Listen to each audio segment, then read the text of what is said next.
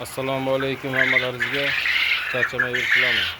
Bizga yangi zot Amerikan Texas bidonlarimiz kun berishni boshlagan. 15-20 kunlarda zakaz jo'jalariga zakaz olishni boshlanadi.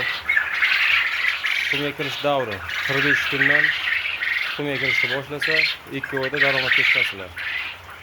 Jo'jalarimiz sog'lom va sifatli.